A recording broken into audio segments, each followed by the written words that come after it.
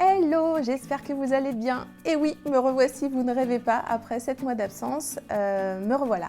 Alors là, c'était le bon moment, non pas que depuis les derniers mois qui ont passé, je me suis pas dit il faut que je revienne, j'ai plein de choses à dire, parce qu'en fait dans mon quotidien c'est comme ça, je me dis ah ça je vais pouvoir raconter ça, etc. Et puis en fait je suis pris dans le tourbillon en fait de l'entreprise, à traiter les commandes, les patrons qui s'enchaînent, et puis comme ça les semaines passent, et le dernier épisode c'était au mois de janvier avec ma douce et tendre Karine, la Miss Knitter. Et donc il était grand temps de revenir. Alors on est fin août, c'est la reprise pour le steam knitting et du coup je suis dans une énergie comme ça débordante où comme le quotidien a été interrompu par la période des vacances, et bien là de tourner un épisode c'était beaucoup plus facile à incorporer dans le programme, voilà tout simplement.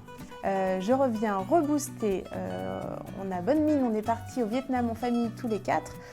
C'était vraiment un très très beau voyage qu'on attendait depuis un paquet d'années. En fait, juste pour la petite explication, mon mari est eurasien, sa maman est vietnamienne et donc on s'était aujourd'hui dit qu'il faudra absolument qu'on aille au Vietnam. Et ayant fêté nos 40 ans tous les deux l'année qui vient de s'écouler, moi j'ai encore 40 ans mais lui est passé à 41, eh bien c'était le moment parfait pour enfin s'offrir ce beau voyage et en faire profiter aussi nos enfants qui eux aussi avaient un attrait pour cette destination, parce que forcément quand on y a mis les pieds on a tout de suite ressenti des vibrations assez familières et c'était dépaysant mais rassurant en même temps. C'était vraiment un très très beau voyage. On l'a fait du nord au sud. Alors en 3 semaines, on n'a pas pu absolument tout faire. On a essayé de faire ce qui nous plaisait, ce qui nous tentait. Et on est parti avec des sacs à dos. Donc je reviendrai d'ailleurs un petit peu sur son point après par rapport à un ouvrage que j'ai voulu photographier là-bas et qui a été un véritable flop. Enfin bref, ça a été un très très beau voyage.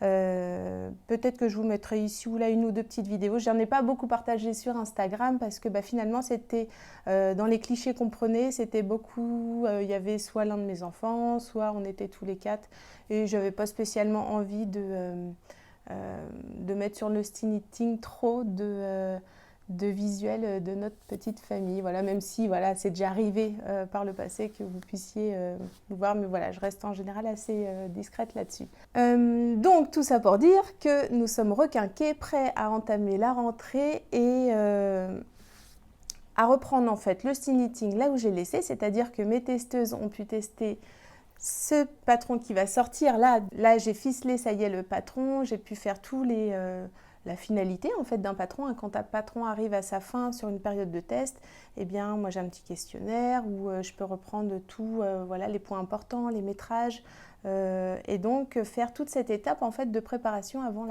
la diffusion du patron.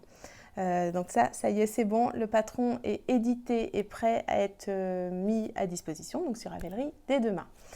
Ce patron, parlons-en, c'est donc l'apostrophe Slipover qui est un... Alors, je l'appelle le slipover parce qu'il n'a pas de manche et qu'il se porte tel quel. Il peut se porter donc en superposition, un slipover, donc à porter par-dessus une blouse, mais il fonctionne bien également comme un petit gilet sans manche puisque, comme vous pouvez le voir, c'est une pièce qui est boutonnée et qui, cette fois-ci, s'ouvre réellement. Ce patron a été tricoté avec une nouvelle base que j'ai intégrée à la boutique il y a de ça 2-3 mois puisque mes testeuses en avaient besoin pour réaliser leur prototype. Leur ouvrage, pardon. Moi, c'est un prototype. Elle, c'est véritablement leur ouvrage. Et cette base, en fait, je l'avais déjà tricotée il y a de ça au moins, je ne sais plus, 6 ou 7 ans, à titre personnel. Je l'avais utilisé dans un jacquard. J'avais adoré ce fil, qui est un fil bien rond. Et là, pour le slipover, je voulais vraiment, déjà, je voulais une déca. Mais en regardant dans les fils que je propose actuellement en déca dans la boutique en ligne, ça ne matchait pas tout à fait. Alors donc du coup, tant pis, quand c'est le cas, eh bien j'intègre une nouvelle base et cette base sera donc permanente. Alors pour l'instant, je l'ai déclinée en quelques coloris spécifiques parce que, étant donné... Alors, je vais déjà vous la montrer au naturel. Au naturel, la voici. Donc on est sur un fil qui est quand même assez chaud. C'est dommage, j'ai pas d'autres... Ah si, hop, je vais quand même vous montrer ça. Là, par exemple, celle-ci, c'est la petite plume. En général, voilà, tous mes fils non teints sont à peu près dans cette gamme de blanc. Donc, c'est un écru qui n'est pas trop jaune. Là, celle-ci, elle est un peu plus jaune. Alors, elle est très jolie aussi. Mais voilà, je préfère attirer votre attention. Et là, comme ça, vous avez un petit point de comparaison. Parce que des fois, à l'écran, on ne se rend pas bien compte. Et comme vous pouvez le voir, il y a beaucoup de petites neppes phosphorescentes, donc des neppes d'Onégal qui sont phosphorescentes. C'est-à-dire qu'à la lumière noire, elles vont s'illuminer. Et alors s'illuminer, je ne sais pas si c'est le bon terme, je ne suis pas très bonne en physique, mais en tout cas, elles vont réfléchir la lumière et vous allez avoir du coup ces petites notes fluo. Vous allez me dire, ça n'arrive pas souvent que je me mette sous la lumière noire, mais voilà, en tout cas, en l'état, même sans lumière noire, c'est-à-dire sous lumière du jour ou lumière artificielle, ces petites neppes sont hyper, étant donné qu'elles sont fluo, elles sont hyper vibrantes, elles attirent tout de suite l'œil. Et moi, rien que comme ça, elles me plaisaient beaucoup. Ce qui permet d'avoir un effet visuel, même sur d'avoir comment dire, l'effet à la teinture, c'est-à-dire qu'ensuite, une fois que je vais avoir teint mes écheveaux, même si je fais donc des coloris un peu plus nuancés que d'habitude, je fais plutôt des semi-solides, là du coup je le travaille un peu plus avec des surteintes et des effets de teinture qui me permettent d'avoir un petit peu plus de variation dans le coloris. Et bien je trouve qu'avec ces petites neppes qui sont en volume par-dessus, ça apporte vraiment quelque chose d'intéressant. Et donc du coup, moi, au niveau de la teinture et de mes recettes de teinture, j'avais envie de travailler d'autres coloris que ceux que vous avez habituellement et qui sont donc sur le nuancier. Et donc j'en ai décliné 6 coloris. Alors je ne les ai pas tous là parce que certains sont partis avec les commandes des testeuses. Voilà, mais bon, vous les avez, je vais sûrement vous les mettre là en photo et sinon évidemment vous les avez sur le site. Je vais vous en présenter quelques-uns. Donc là, moi, celui que j'ai utilisé pour réaliser mon prototype est le coloris Pop Antique. Donc on est sur comme vous pouvez voir, voilà, on a des nuances un petit peu plus marquées que dans mes autres teintures, on va dire, plus habituelles. Donc on a comme ça quelque chose, voilà. Là, on est sur un neutre chaud, voilà, j'ai choisi pour mon prototype. Ensuite, vous avez également, alors celui-ci, que je ne me trompe pas, je vais quand même vérifier, parce que comme j'en ai deux qui sont assez proches, non, celui-ci c'est Popcorn, voilà. Là, celui-ci, c'est le coloris Popcorn, donc avec pareil, des tons un peu plus variés, donc du beige chaud, des dorés, même avec des notes un petit peu, des surteintures un petit peu fluo. Voilà. Le coloris Popcorn, Pop Antique. Ici, on a Pop Pink. Donc là, on est sur un rose, un burgundy un petit peu clair comme ça, voilà, qui marche aussi très bien sur ce modèle-là, qui, moi, je trouve, donne bonne mine. J'avais pas mal hésité avec celui-ci. J'aime bien apporter avec un jean ou un pantalon noir, ça marche bien, ça marche très bien. Celui-ci aussi, j'avais beaucoup hésité, mais quand je suis bronzée, il me va bien, mais en étant peut-être un peu plus clair, c'est peut-être un peu moins ma gamme de couleurs. Celui-ci, c'est Pop Art. Et là, donc pareil, hein, on a des choses comme ça bien nuancées, mais qui se fondent, mais qui vraiment, une fois tricotées, avec, si vous n'aimez pas trop les variations, ces petites touches très régulières apportent comme un brouillard pixelisé et qui du coup se fondent, qui marchent bien, qui vraiment se fondent bien. Voilà pour ceux que j'ai ici là sous la main. Les autres, donc désolé, ne sont pas sous mes doigts pour que je puisse vous les montrer. Par contre, j'ai un outsider qui est à retrouver donc en boutique dans la catégorie Bon Plan et qui est un coloris que j'avais travaillé en fait avant le Parme, qui est un coloris un tout petit peu plus marqué, un petit peu plus bleu.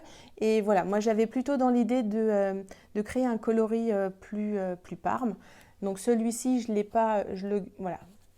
Celui-ci, voilà la raison pour laquelle il passe en outsider. C'est tout simplement parce que même s'il est très joli et il vous plaira sûrement à beaucoup, j'en suis sûre, il n'y a pas de raison là-dessus, mais c'est juste que moi j'avais autre chose en tête et donc au moment de développer la couleur, eh bien ça ne rentrait pas dans mon cahier des charges. Donc j'ai quelques écheveaux, j'en ai vraiment pas beaucoup, qui satisferont peut-être une voire deux d'entre vous. Évidemment, je n'ai pas pu m'empêcher de mettre en boutique également son pendant beaucoup plus soft, qui est la Confetti Déca.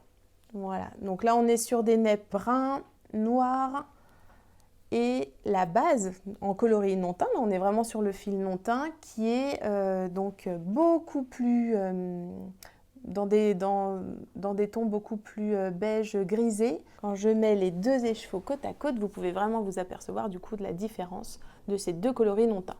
Donc Confetti Déca néon. Voilà les deux nouvelles bases à rentrer en boutique. Cette base-ci, pour l'instant, je ne la propose pas en coloris teint parce que, pareil, de développer à chaque fois des coloris différents, c'est... faut que j'y trouve un intérêt, si vous voulez, quand je développe un coloris, il faut que, il ne soit pas déjà en boutique, ou pas trop proche, ou que ça apporte vraiment quelque chose, que ça serve la base. Là, pour cette base-ci, quand j'ai créé ces coloris, je trouve qu'ils marchent bien avec les neppes fluorescents. Évidemment, je peux appliquer mes coloris habituels du nuancier sur cette base-là. J'en ai fait d'ailleurs, vous verrez sur le site, je fais une petite proposition où je vous indique, à mon sens, quel coloris pourrait bien marcher avec les coloris fluo. Mais vraiment, voilà, j'ai vraiment développé dans ce sens pour que vous puissiez avoir... bon, après, c'est une histoire de goût, mais en tout cas, moi, je trouve que ça marche bien. Les coloris appliqués là marchent bien avec les couleurs fluo. Ce n'est que mon avis.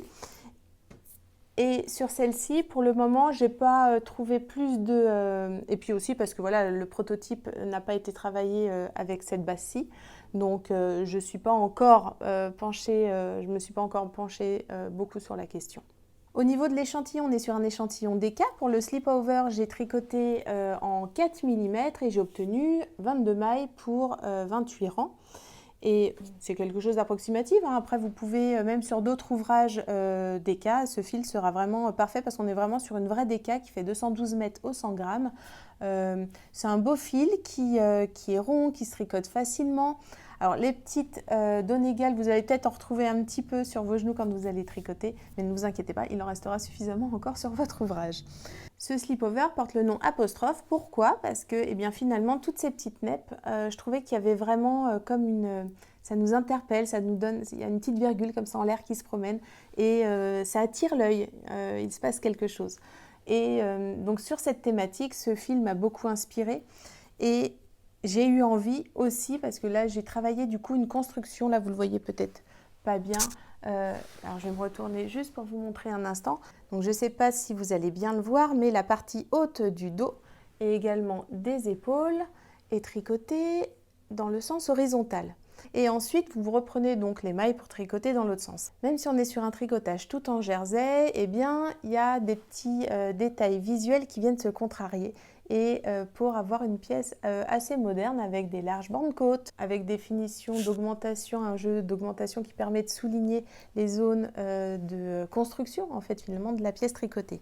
Et en tout cas, le nom de l'apostrophe reviendra souvent pendant cette année puisqu'il y a déjà d'autres prototypes de tricotés avec d'autres formes, d'autres mélanges de laine, etc.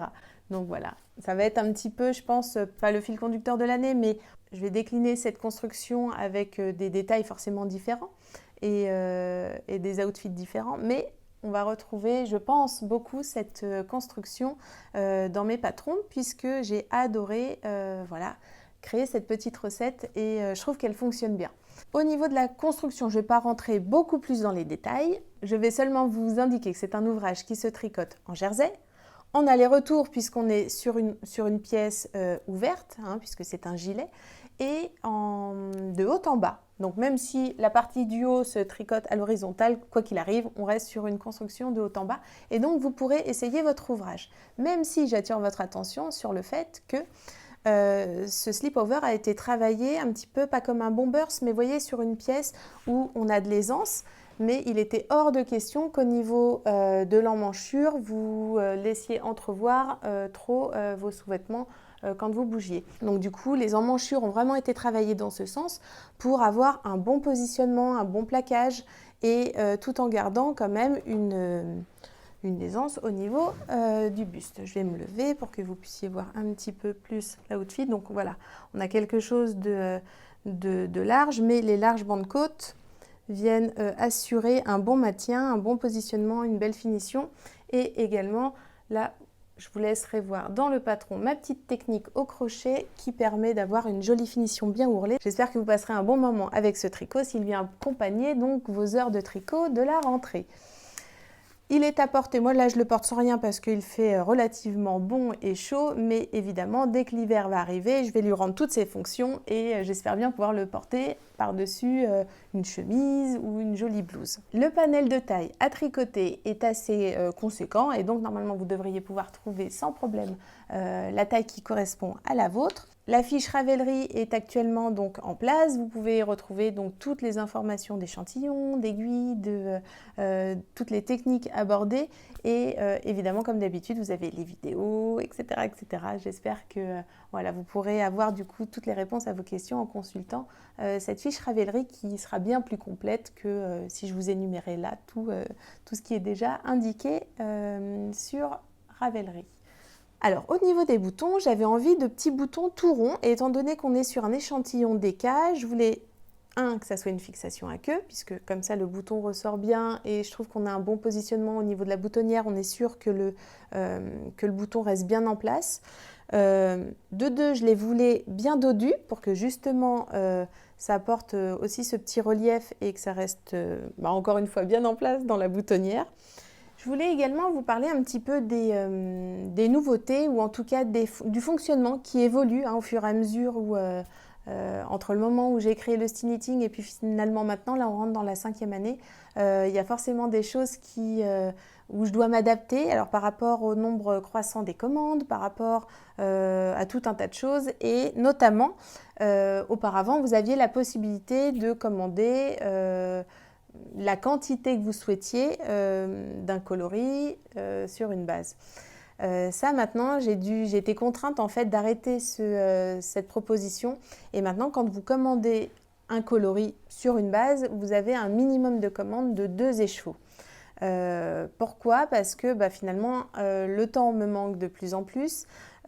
Pour que je puisse continuer à vous offrir un délai de préparation des commandes qui, moi, me semble honnête et en adéquation avec moi, ce que j'attendrais si j'étais une cliente, eh bien, de lancer un bain de teinture pour un écheveau. Alors, ça n'arrive pas si souvent que ça, mais quand ça arrive quand même régulièrement et ça monopolise forcément l'espace de teinture. Tout ce qui est aussi consommation, consommation d'eau, d'électricité, pour un seul écheveau, est devenu n'avait plus de sens. Donc voilà, je suis vraiment désolée parce que je comprends que parfois vous avez besoin seulement d'un écheveau pour faire, je sais pas, un bonnet, une paire de chaussettes, ou tout simplement parce que vous aviez commandé peut-être un petit peu trop juste et vous vous rendez compte que vous allez avoir besoin d'un écheveau supplémentaire. Mais ça, je peux plus assurer ce genre de demande. Voilà, donc j'espère que vous comprendrez mes raisons. Je m'excuse parce que c'est toujours un peu difficile de revenir sur quelque chose qu'on a donné, disons qu'on a proposé, et que petit à petit, on arrête. En revanche, sur le site, j'ai mis en place un système vous permettant de voir les écheveaux que j'ai en stock. Parce que des fois, vous avez besoin d'un seul écheveau, vous avez besoin de quelques écheveaux, là maintenant tout de suite. Et donc ça c'est quelque chose que je peux mettre en expédition très très rapidement puisque je les ai en stock.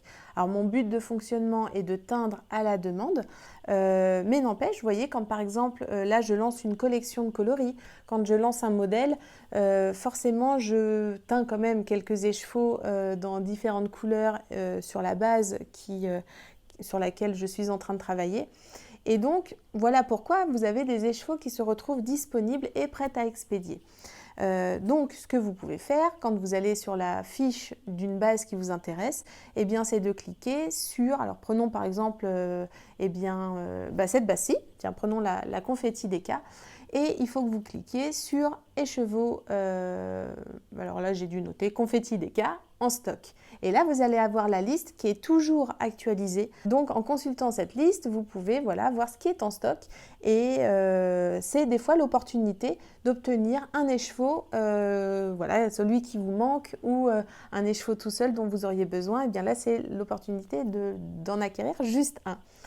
Et sinon, bien toujours, il y a l'option d'aller voir dans les bons plans où là, vous avez les outsiders et parfois aussi là, des écheveaux uniques, solitaires, traînent et seront heureux de vous rejoindre. Voilà un petit peu pour le fonctionnement. J'ai revu également pas mal les vidéos de tutoriels. Vous les avez en accès depuis maintenant le site internet, c'est-à-dire je les ai listés, je les ai catégorisés comme ça, c'est peut-être plus facile que sur YouTube. Donc je vous encourage à visiter le site internet et à farfouiller un petit peu, à aller vous promener dans les coins et dans les recoins. Depuis janvier, j'ai tricoté pas mal de choses, des choses à titre personnel et j'ai pu développer également des nouveaux designs pour le style knitting. Le pull Cousteau que je vous avais commencé à vous montrer sur le podcast avec Karine, là je ne l'ai pas ici parce qu'il est déjà rangé, ça fait déjà longtemps qu'il a été fait celui-ci et puis je pense que vous l'avez vu un petit peu passer, je vous en ai parlé sur Instagram. Donc celui-ci, je le laisse de côté. Je voulais revenir également sur le pull Malabar que j'ai sorti, je ne sais plus si c'est mai ou juin, mais en tout cas juste avant les congés d'été, qui est le voici, le voilà, qui est un pull à empiècement circulaire et qui a été tricoté dans la base fraîche, une base que j'aime beaucoup, que je travaille régulièrement, qui est une base 50% tencel, 50% mérino et qui a été travaillée là, teintée sur un coloris, seulement le coloris de l'année, qui est le Summer 24. Ce coloris ne sera plus produit après le 31 décembre 2024. Et c'est un pull vraiment à porter, alors là pareil, en superposition ou tel quel, mais son petit nœud, alors là ça paraît pas, il faut imaginer le petit nœud, pareil, je peux vous mettre ici une photo portée pour que vous puissiez un peu mieux vous rendre compte. C'est un pull qui est très très facile à tricoter puisqu'on commence tout de suite en circulaire par l'encolure et on déroule. On n'aura même pas d'encolure ensuite à faire par la suite. On déroule le corps, ensuite on met ici en attente les mailles des manches, le temps de terminer le corps, de faire les petites bandes de nouage. Ensuite, on n'a plus qu'à reprendre quelques tours pour terminer les manches et ensuite, si le cœur vous en dit, vous vous amusez avec du duplicate stitch. Ça, c'était une technique que j'avais envie de faire. Ce petit pull, je le voulais un petit peu rétro rock et je trouvais ça fun quoi. Moi je suis des années 80 donc forcément les Malabar j'en ai mangé un paquet et il eut un moment où on avait même des tatous dans nos Malabar et voilà, c'est ce qui m'a inspiré. J'ai adoré travailler différents motifs. Alors là moi j'ai fait l'encre mais vous en avez tout un tas dans le patron de motifs à faire en broderie, c'est-à-dire que vous allez ensuite prendre 2 fils de mohair. Voilà, j'ai joué les contrastes, pareil, je trouvais ça hyper sympa de faire la broderie avec un fil différent. Donc avec 2 brins de mohair, je suis venue remailler, c'est-à-dire refaire tout simplement mes mailles en jersey en superposition de celles déjà existantes en suivant un pattern. Donc vous avez tout un tas de diagrammes et également avec tout plein de trajets pour vraiment vous accompagner. Vous allez voir, c'est vraiment quelque chose de... si vous aimez faire du point de croix, si vous aimez faire, je sais pas moi, suivre comme ça des petits trajets, là c'est vraiment dans ce même état d'esprit que j'ai écrit les indications pour faire ces petits tatous en broderie. Mais bon, la broderie, comme vous l'aurez compris, est complètement facultative puisqu'elle intervient vraiment à la fin, elle n'a rien à voir, on va dire, avec le processus tricoté, c'est comme un patch que vous venez faire par la suite. Voilà, donc même si ma petite présentation est assez rapide parce que pareil, elle n'est plus d'actualité, c'était déjà il y a quelques temps, quelques semaines ou voire des mois, j'avais envie quand même de vous montrer ce Malabar, de laisser une trace sur la chaîne YouTube et le voici, le voilà. Une des petites choses que j'ai fait à titre personnel, c'est le top Adriata de Rory Locatelli, je vous le mets ici, qui est un top tricoté en fil Deka.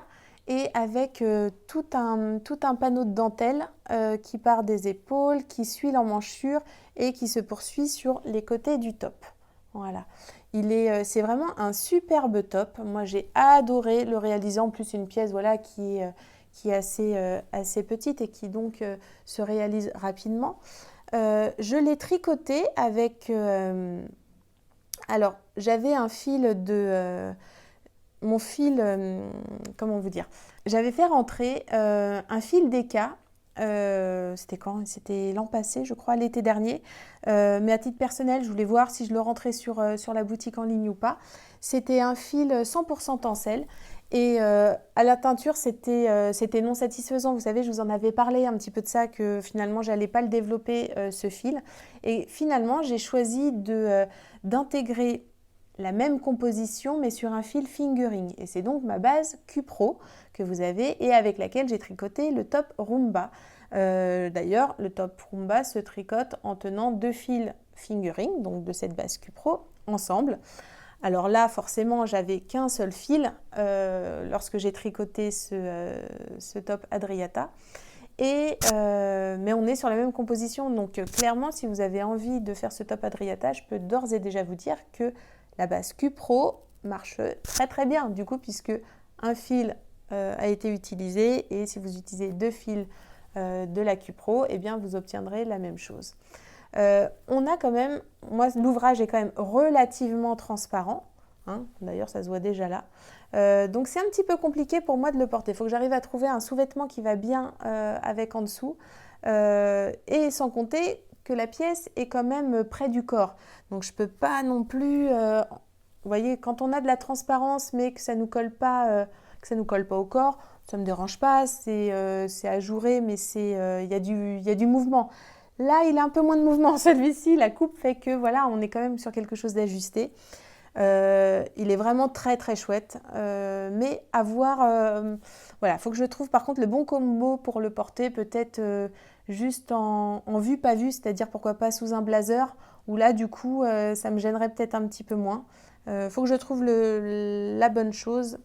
Et deuxième petite chose, mon échantillon est donc parfaitement ok, mais j'ai trouvé que l'emmanchure était un tout petit peu trop, même là, l'encolure ici, c'est un peu tendu. Ça nécessiterait, je pense, que j'enlève l'encolure, que je refasse un relevage de maille avec un peu plus de maille pour avoir quelque chose qui, moi, me convient un peu mieux. J'aime bien respirer dans mes ouvrages tricotés. J'aime pas me sentir trop engoncée.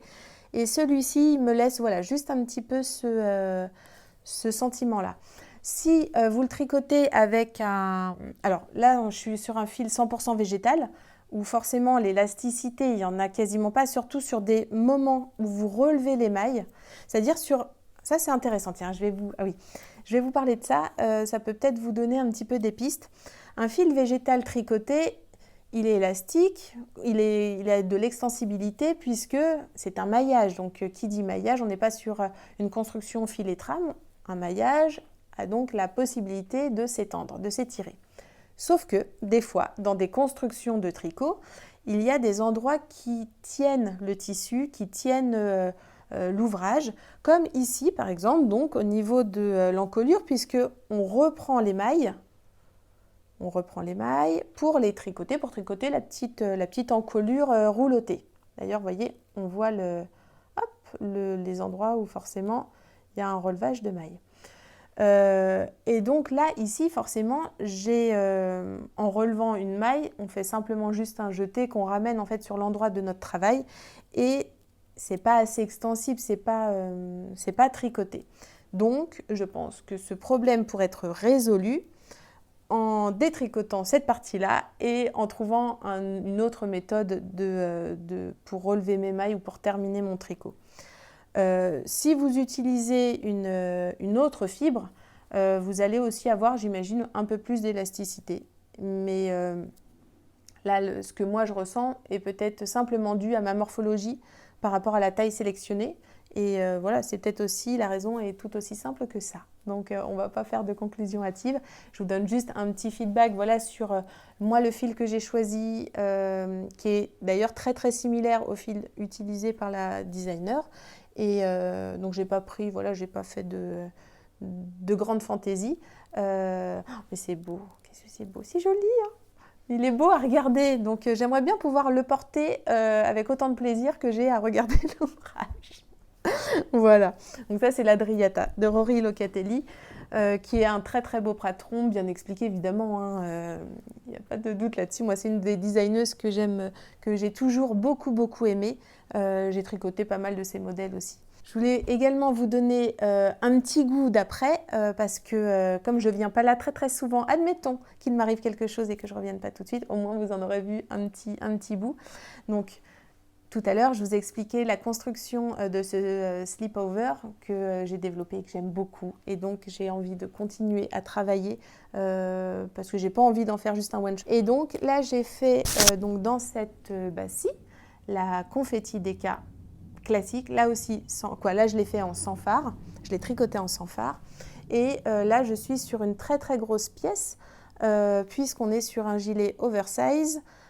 Avec du coup un style un peu manche tombante, mais du coup pas tellement puisque on est sur la continuité de la construction du dos qui est comme ça, qui est barré en fait comme pour le sleepover. Donc voilà, je vous en montre rapidement, hop, et hop. Il est super, j'adore, j'ai hâte qu'il fasse frais. Je réfléchis déjà à également tricoter quelque chose en dessous. Voilà, vous en savez déjà pas mal et j'en garde pour la suite, sinon qu'est-ce que j'aurais d'autre à vous raconter? Je voulais vous parler de ça parce que voilà, ça m'a amusé d'être encore aussi naïve après tant d'années. Donc quand on est parti au Vietnam, là j'ai fini de tricoter un prototype qui est un top d'été, qui sera donc pas pour 2024, qui sera pour l'été 2025. Et je m'étais dit que je voulais faire les photos au Vietnam parce que le cadre serait magnifique. Voilà. Sauf que au Vietnam, nous avons eu très chaud et la chaleur est une chose, l'humidité est une composante supplémentaire et ça a été vraiment très difficile et ça a été impossible de faire la séance photo là-bas parce que, j'avais zéro maquillage, zéro brosse à cheveux, rien du tout. Donc, à part une brosse à dents, un shampoing, on est parti en sac à dos. Donc, vraiment le strict minimum. Même au niveau des vêtements, j'avais que 2 shorts et des shorts de sport, des shorts où on est à l'aise pour marcher, vadrouiller, vous voyez, ce genre de choses qui sèchent vite dehors et qui sont pas très jolies à porter avec un joli tricot. Donc, du coup, la séance photo, on l'a bien essayé. Et au bout de 10 minutes, quand on a vu les résultats des photos, il faisait trop chaud, même avec un petit top d'été, c'était impossible. Je pense qu'en ressenti, on a dû avoir 45 ou 46 degrés, mais facilement. Donc voilà, c'était tout raté. Donc c'est ma petite déception de l'été.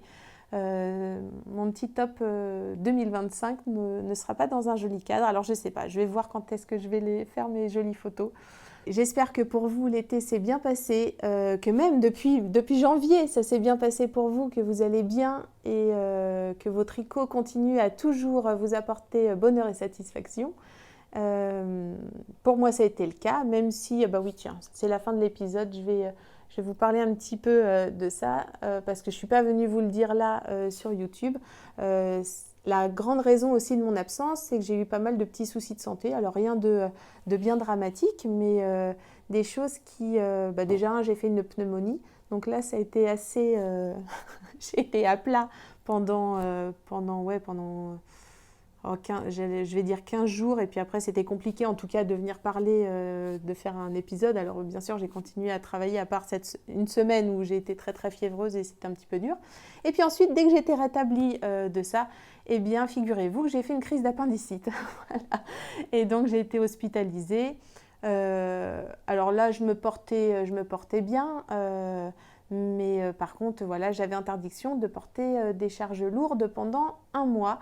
Et quand on est teinturière, eh bien, c'est un peu le lot quotidien de porter des bacs remplis d'eau. et d'un point A à un point B, de faire sécher, enfin bref, toutes ces étapes. Donc du coup, voilà, ça a été un petit peu contrarié. Ces petits incidents sont venus contrarier la mécanique bien huilée du steel knitting. La création a pu continuer, mais c'est vrai que voilà, j'ai pris un petit peu de retard sur les teintures. Vous avez toutes été adorables et très très compréhensives face à la situation. Et j'ai pu honorer les commandes et reprendre tout dès mon rétablissement. Mais voilà, ça a mis des petits bâtons dans les roues. Ça arrive, c'est les aléas de la vie qui arrivent. Heureusement, voilà, vous êtes toujours là, toujours présente et surtout tellement bienveillante. Voilà, je voulais vraiment vous remercier parce que j'ai été très très touchée par tous les messages adorables que j'ai pu recevoir et puis voilà, par la compréhension que vous m'avez témoignée. J'espère que la rentrée va bien se passer. Pour nous, ça va être encore une nouvelle étape puisque notre garçon va rentrer au lycée. Et oui, déjà, c'est fou. Et notre pépette, elle va rentrer en 4e. Donc là, ça y est, ça commence à être des classes qui me semblent déjà si grandes. Mais voilà, en tout cas on est reboosté à fond, ce voyage nous aura fait le plus grand bien, on est prêt à affronter la rentrée et on se retrouve évidemment pour de nouvelles mailles. À bientôt!